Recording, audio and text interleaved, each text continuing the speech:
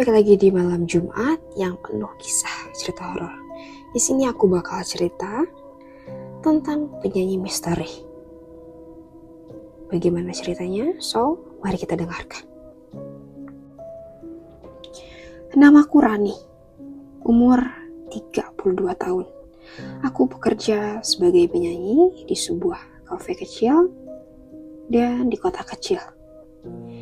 Sejak beberapa bulan terakhir, pengunjung semakin sedikit dan bos mulai memotong gaji kami.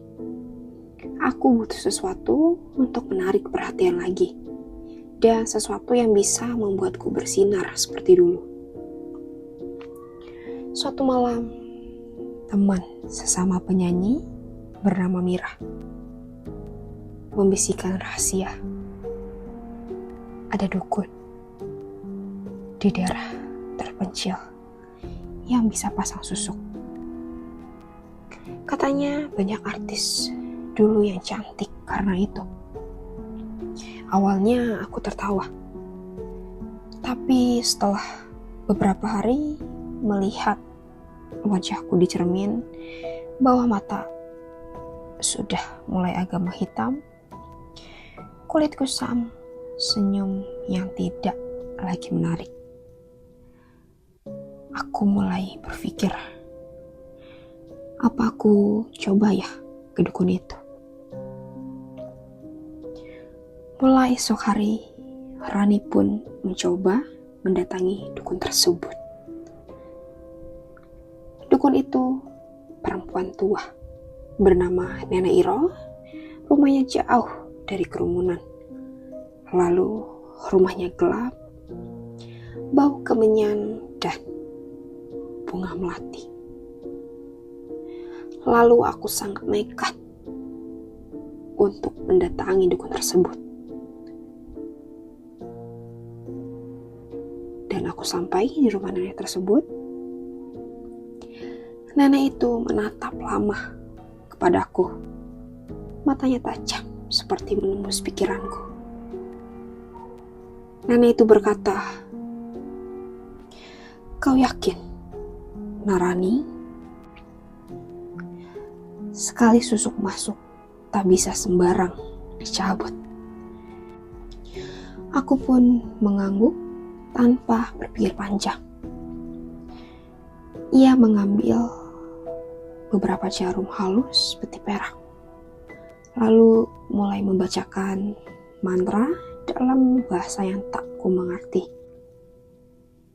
Satu persatu jarum itu ditusukkan ke wajahku, tapi tidak merasakan kesakitan, hanya dingin seperti es.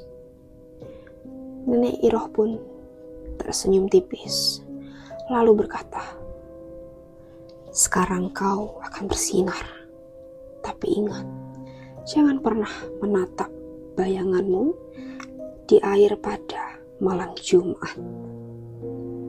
Aku menelan ludah, tapi tidak bertanya kenapa jika aku tak sengaja melanggarnya. Ada perubahan dalam seminggu. Keajaiban terjadi. Semua orang di kafe memandangku. Pengunjung pun naik 2 kali lipat. Tidak seperti biasanya.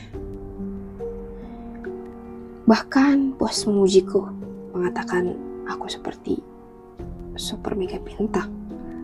Kulitku halus, mataku berkilau, suaraku semakin merdu. Aku mulai ketagihan menatap cermin. Tapi malam Jumat kedua, aku lupa pesan Nenek Iro. Aku pulang larut, lalu mandi sambil menatap pantulan di bak air kamar mandi. Awalnya wajahku tampak biasa, tapi perlahan bayangan itu tersenyum lebih dulu daripadaku.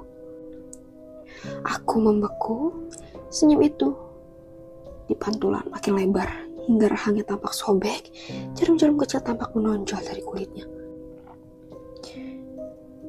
Bahkan jarum itu mulai kelihatan berkarat dan berdarah.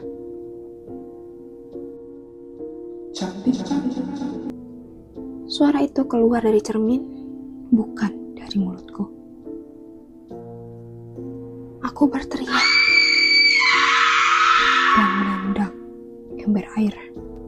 Lampu kamar mandi padam. Saat nyala lagi, wajahku kembali normal. Tapi sejak malam itu, aku tidak bisa tidur nyenyak. Air yang tak pernah padam. Minggu berikutnya, Mira datang ke rumah. Ia menjerit melihatku. "Rani, wajahmu kenapa seperti itu?" Aku lari ke cermin. Kulitku pucat keabu-abuan. Jarum-jarum perak itu mulai keluar dari bawah kulitku sendiri, menembus pipi dan dagu.